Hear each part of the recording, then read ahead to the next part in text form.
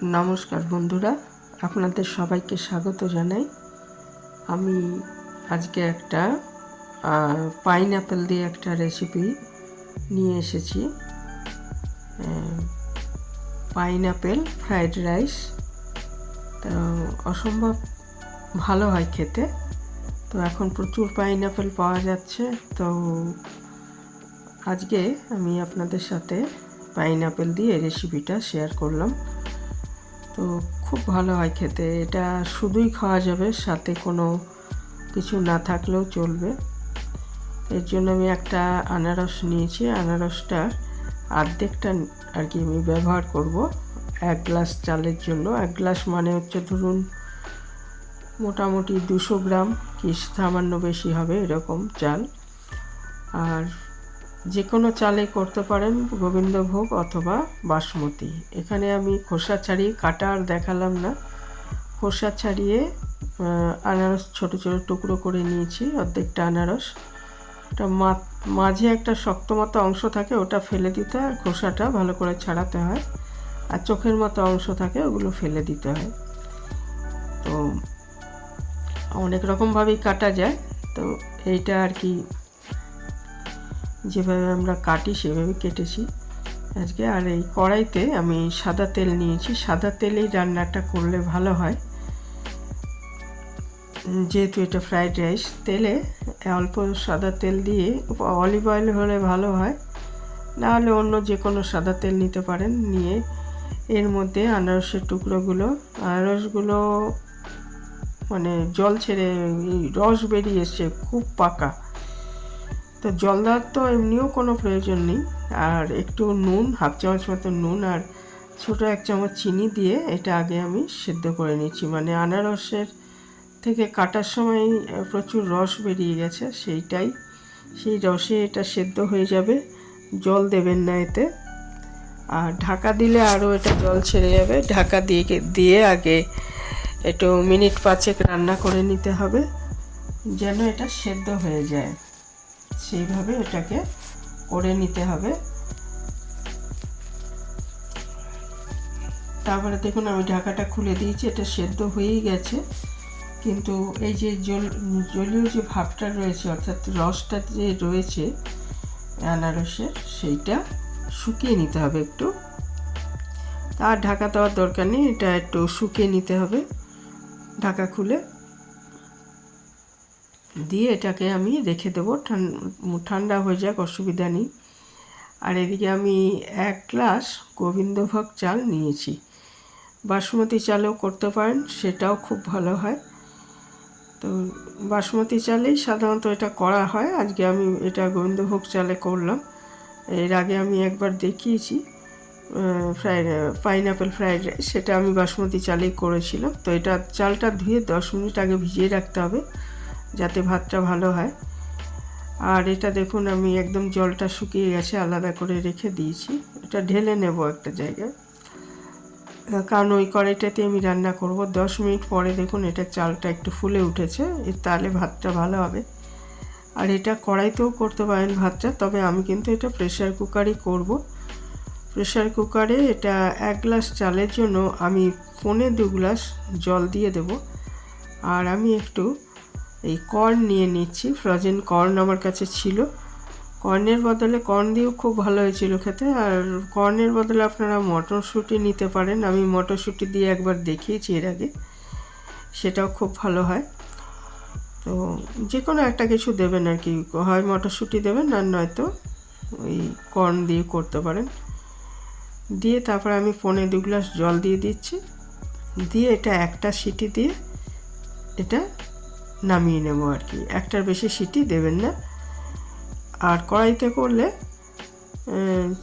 চালটা মোটামুটি সেদ্ধ হয়ে গেলে ওটা নামিয়ে নিতে হবে। আর এদিকে আমার আরও কিছু জিনিস লাগবে, সেটা হচ্ছে আমি একটা বড় গাজর কুচিয়ে নিয়েছি, একটা বড় পেঁয়াজ, 2টো কাঁচা লঙ্কা আর 3-4টে রসুন কুচি নিয়ে নিয়েছি। তো এই আবার কড়াইতে আমি সাদা তেল দিয়ে দিলাম। দিয়ে আগে আমি একটু রসুন ভেজে নিচ্ছি, একটু কাজু আর কিশমিশ আগে ভেজে নিচ্ছি। কাজুটা আগে দিলাম, কারণ কাজুটা ভাজতে একটু সময় বেশি লাগে। তারপরে আমি কিশমিশ দিয়ে দিলাম। একটু কাজুটা একটু ভাজা হয়ে গেলে কিশমিশ দিয়ে এই দুটো জিনিসকে ভেজে একটু তুলে রাখছি। তারপরে ওই তেলের মধ্যেই যদি প্রয়োজন হয় একটু সাদা তেল দেবেন, দিয়ে যে রসুন কুচি 3-4টে রসুন যে কুচি করে নিয়েছি সেটাকে আগে হালকা করে ভেজে নিতে হবে। খুব কড়া করে ভাজবেন না, রসুন আর পেঁয়াজটা কিন্তু কড়া করে ভাজা যাবে না। আমরা যেমন ফ্রায়েড রাইস তো আমরা একটু অন্যরকমভাবে করি, এটা অ্যাকচুয়ালি একটু বাইরের স্টাইল, একটু থাই স্টাইল। তো সেটা হচ্ছে ভাজাটা বেশি হবে না। ওই রসুনটা হালকা ভাজা হয়ে গেলে ওই কাঁচা লঙ্কা আর পেঁয়াজ কুচিটা দিয়ে দিলাম। পেঁয়াজ কুচিও কিন্তু খুব কড়া করে ভাজা হবে না, হালকা কাঁচা গন্ধটা চলে যাবে, তাহলেই হয়ে যাবে। এটা ভেজে নিচ্ছে। আমি এটা মানে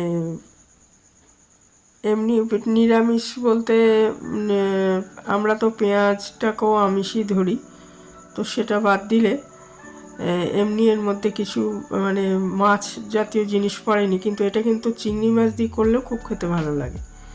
তো রসুন, পেঁয়াজ, কাঁচা লঙ্কা এগুলো ভাজা হয়ে যাওয়ার পর আমি গাজরটা দিয়ে দিলাম, দিয়ে এটা ভালো মতো ভেজে নিচ্ছি।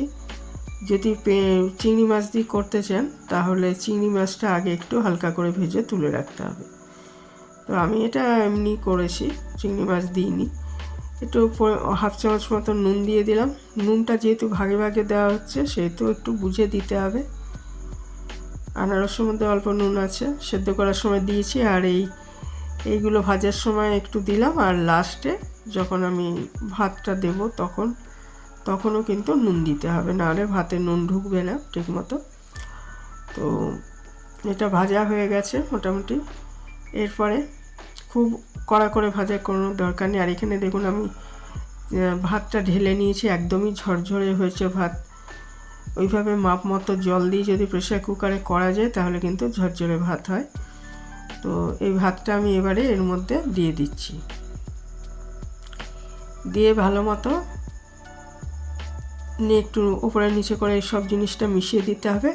আর এই সময়ও কিন্তু একটু নুন দিতে হবে, 1/2 চামচ মতো, যেরকম প্রয়োজন, যে পরিমাণ আমি করছি সেই বুঝে একটু নুন দিয়ে দিতে হবে। আর দিয়ে দিতে হবে একটু চিনি, ছোট 2 চামচ চিনি আমি এখানে ব্যবহার করেছি। চিনি একটু দেবেন, খুব বেশি মিষ্টির দরকার নেই, কিন্তু একটু মিষ্টি মিষ্টি হলে খেতে ভালো লাগবে। তো আমি ছোট 2 চামচ চিনি দিয়েছি এখানে।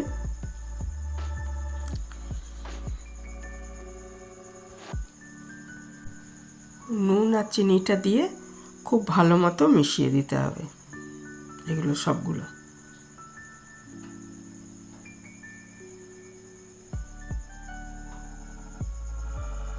আর মটরশুঁটি দিলেও একই স্টাইল। মটরশুঁটিটা আপনি চালের মধ্যে নাও সেদ্ধ করতে পারেন, গাজরটা ভাজার সময় মটরশুঁটিটা ভাজলেই হবে।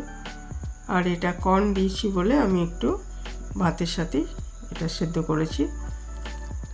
আর সমস্তটা ভালো মতো মিশিয়ে দেওয়ার পর আমি এখানে ওই কাজু কিশমিশ যে ভেজে রেখেছিলাম সেটা, আর ওই আনারসের টুকরোগুলো, এগুলো আমি রান্না করে রাখা আনারসের টুকরোগুলো এর মধ্যে দিয়ে খুব ভালো মতো মিশিয়ে দিচ্ছি। আর এর মধ্যে এরপরে দিতে হবে 2 চামচ মতো সয়া সস,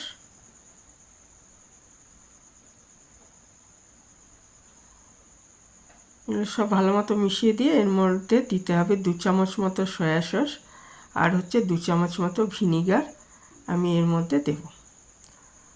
2 চামচ মতো সয়া সস দিয়ে দিচ্ছি, আর 2 চামচ মতো ভিনিগার দেবো, দিয়ে এটা খুব ভালো মতো মিশিয়ে দেবো। এবার ভিনিগার না থাকলে লেবুর রসও দেওয়া যাবে, সেক্ষেত্রে লেবুর রসটা কিন্তু একদম যখন মানে রান্নাটা হয়ে যাবে আর আঁচটা বন্ধ করে দেবেন, তারপরে কিন্তু লেবুর রসটা মেশাবেন, না হলে তিতো হতে পারে। সয়া সসটা দিয়ে আমি খুব ভালো মতো মিশিয়ে নিচ্ছি। আর এরপরে ভিনিগারটা দিয়ে সব ভালো মতো মিশিয়ে 2 চামচ ভিনিগার দিয়ে ভালো মতো মিশিয়ে তারপরে এটা ঢাকা দিয়ে স্ট্যান্ডিং টাইমে মিনিট 5 রেখে দেবো, তাহলে এটা তৈরি হয়ে যাবে। এটার সাথে আলুর দম বা চিকেনের কোনো আইটেম সবই খাওয়া যাবে, তবে শুধু খেতেও কিন্তু খুব ভালো লাগে, শুধু খেতে বেশি ভালো লাগে। তো যারা কখনো এইভাবে করেননি পাইনাপেল ফ্রাইড রাইস, তারা অবশ্যই একবার করে দেখতে পারেন। আনারস কিন্তু যেমনই সুস্বাদু সেরকমই খুব উপকারী একটা ফল। তো অবশ্যই কাঁচা খাওয়া বেশি ভালো, কিন্তু এইভাবেও করলেও তারও একটা উপকার আছে এবং খেতেও খুব ভীষণ ভালো হয়। তো অবশ্যই করে দেখতে পারেন। পাইনাপেল আমার ভীষণ প্রিয় একটা ফল। পাইনাপেল দিয়ে এর আগে কিন্তু আমি চাটনিও দেখিয়েছি, রায়তা দেখিয়েছি, আইসক্রিম দেখিয়েছি, আর ফ্রাইড রাইস, এই রেসিপিগুলো দেখিয়েছি। আরও অনেক রকমের রেসিপি হয়, তো ইচ্ছে আছে আরও 2-1টা হয়তো শেয়ার করব। এখানেই শেষ করলাম। ভালো থাকবেন সবাই।